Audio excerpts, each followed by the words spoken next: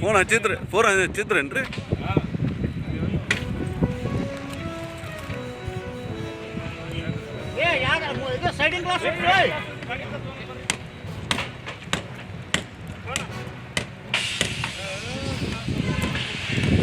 ದೊಡ್ಡ ಕಾಲ್ ತೋರಿ.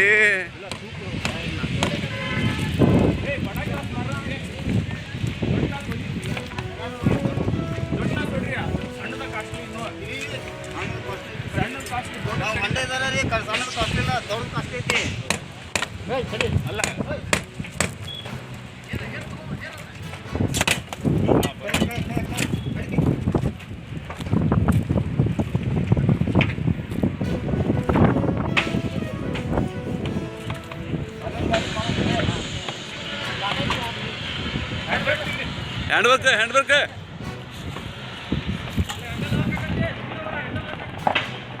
ಕಾಂಗ್ರೆಸ್ ಪಾರ್ಟಿ ಎಐ ಸಮ್ಮಿಟದಲ್ಲಿ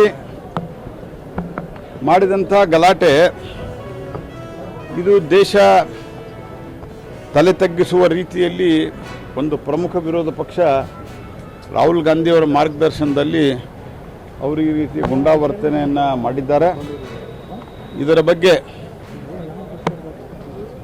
ಇದರ ಬಗ್ಗೆ ಅಖಿಲೇಶ್ ಯಾದವ್ ಅವರು ಕೂಡ ತೀವ್ರವಾದ ಖಂಡನೆಯನ್ನು ವ್ಯಕ್ತಪಡಿಸ್ಯಾರೆ. ನಾನು ರಾಹುಲ್ ಗಾಂಧಿ, ಸೋನಿಯಾ ಗಾಂಧಿ, ಶ್ರೀಮತಿ ಪ್ರಿಯಾಂಕಾ ವಾದ್ರಾ ಮತ್ತು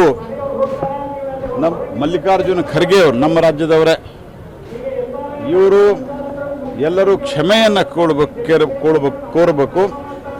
ಒಂದು ಸ್ವಲ್ಪ ದೇಶದ ಬಗ್ಗೆ ಏನಾದರೂ ಇವರಿಗೆ ಒಂದು ಕಳಕಳಿ ಇದ್ದರೆ, ದೇಶದ ಘನತೆ ಗೌರವ ಬಗ್ಗೆ ಮಾನ ಮರ್ಯಾದೆ ಇದ್ದರೆ, ಯಾವಾಗ ನಿಮ್ಮ ಇಂಡಿ ಗಠಬಂಧನದವರು ಇಷ್ಟು ಕಟುವಾಗಿ ಟೀಕೆ ಮಾಡ್ತಾ ಇದ್ದಾರನ್ನ ನೀವು ಇದನ್ನು ದೇಶಕ್ಕೆ ಅಪಮಾನ ಮಾಡಿದ್ದೀರಿ. ಇದೊಂದು ರೀತಿಯಲ್ಲಿ ದೇಶದ್ರೋಹದ ಚಟುವಟಿಕೆ. ಇದು ಈ ದೇಶದ ದ್ರೋಹದ ಚಟುವಟಿಕೆಯನ್ನು ಮಾಡಿದ್ದಕ್ಕೆ ಕ್ಷಮೆ ಕೇಳಿ ಆದರೂ ಪರಿಮಾರ್ಜನೆಯನ್ನು ಮಾಡ್ಕೋಬೇಕು ಅನ್ನುವಂಥ ಆಗ್ರಹವನ್ನು ನಾನು ಮಾಡ್ತೇನೆ. ಅವ್ರು ಕಾಂಗ್ರೆಸ್ ಪಾರ್ಟಿಯೊಳಗೆ ಏನು ನಡೆದದ ಆ ಹಿನ್ನೆಲೆಯೊಳಗೆ ಅವ್ರು ಟ್ವೀಟ್ ಮಾಡ್ಯಾರನ್ನು ನಾನು ಭಾವಿಸ್ತೇನೆ. ಹಾಗಾಗಿ ಕಾಂಗ್ರೆಸ್ ಪಾರ್ಟಿ ಇವ್ರದ್ದು ಹೈಕಮಾಂಡ್ ಸಂಸ್ಕೃತಿ, ಕಮಾಂಡ್ ಹೋದ ನಂತರವೂ ಹೈಕಮಾಂಡ್ ಸಂಸ್ಕೃತಿ ಬಿಟ್ಟಿಲ್ಲ. ನಾನು ಸಿದ್ದರಾಮಯ್ಯನವ್ರ ಪರವಾಗಿ, ಡಿ ಕೆ ಶಿವಕುಮಾರ್ ಅವ್ರ ಪರವಾಗಿ ಅಂತ ಯಾರ ಬಗ್ಗೆನೂ ನಾನು ಮಾತಾಡ್ತಾ ಇಲ್ಲ. ನಾ ಹೇಳೋದು, ಇವರು ದಿವಸಗಟ್ಟಲೆ ಹೋದರೂ ಸಹಿತ ಮುಖ್ಯಮಂತ್ರಿ, ಉಪಮುಖ್ಯಮಂತ್ರಿ ರಾಹುಲ್ ಗಾಂಧಿ ಏನೂ ಆಗಿಲ್ಲ ಜೀವನದಾಗ.